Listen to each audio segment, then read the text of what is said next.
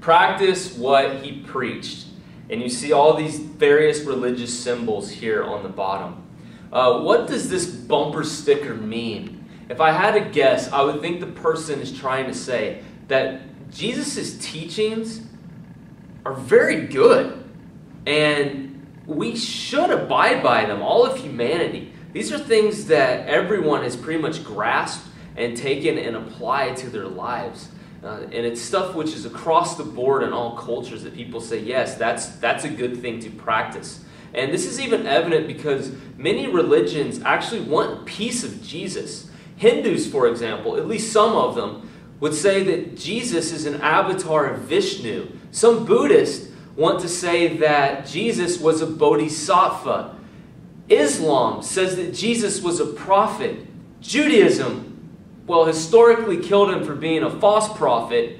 However, there are some Jews today of the Reform or Reconstructionist branch that would say that he is a prophet.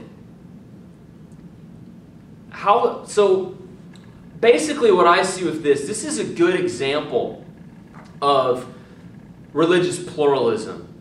Just taking the bits and pieces of religions that can be molded together. When I talk to people and they try to say, no, religions don't contradict each other. They're all basically the same. I'm like, okay, how are they all the same? They're like, they're all about love. Okay, which is why they put Jesus on there. Because Jesus is love. Jesus laid down his life for the sins of the world. He did not fight back when they came to persecute him, when they came to kill him. He laid his life down for him. What greater example of love can you see? Someone teaching love your enemies and actually practicing it. Yes, I mean, these are some great things. To not repay evil with more evil, but to repay evil with love. And in doing so, you will be killing your enemy with kindness. I mean, that's great stuff, and we all can see the goodness in it. But really, you have to take his whole teaching into effect and not just part of it. I actually talked to a Hare Krishna outside Walmart. She was doing evangelism, if that's what you would call it, for her Hare Krishna temple. And I began to talk to her, and she told me, you know, it doesn't matter. Krishna and Jesus, they're both the same. I said, really? They're the same? What do you mean? They're the same person. They taught the same things. I just ignored the part where she said they're the same person and just was like, okay, that's obviously not the case. But I just wanted to ask her, okay, what did they teach that was the same? She said, they both taught, don't kill. We shouldn't eat meat. And I had to tell her, you know, I believe you're mistaken on this one. Jesus was a Jewish rabbi. And as a rabbi, he would have observed Passover. In fact, we know he observed Passover. And at Passover, the Jews were commanded by God to slaughter a lamb. And they were to eat that lamb. And I also told her how his disciples, at least some of them, were fishermen. He had no problem with them being fishermen. He even aided them in their fishing by performing miracles to help them make large catches of fish. She was like, oh, okay, well, I don't know that much. Wait for my partner to come back. You can talk to him. I'm like, okay. It never really transpired much further beyond that, but I think that's a clear example of people picking and choosing what they want without really looking at the full picture. So what exactly did Jesus preach? Let's see here.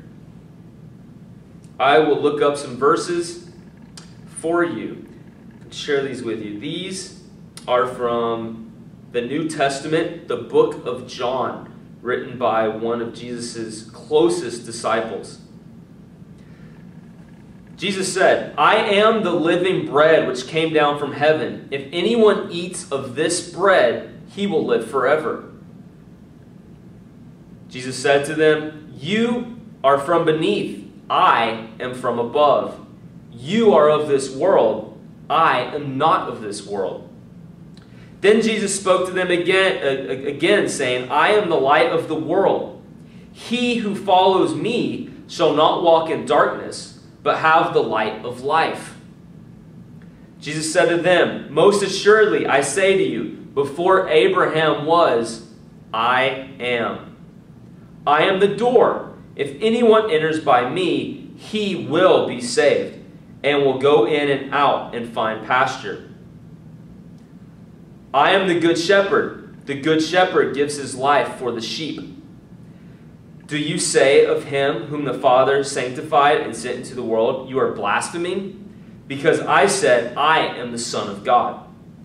Jesus said to her, I am the resurrection and the life. He who believes in me, though he may die, he shall live. Jesus said to him, I am the way, the truth, and the life.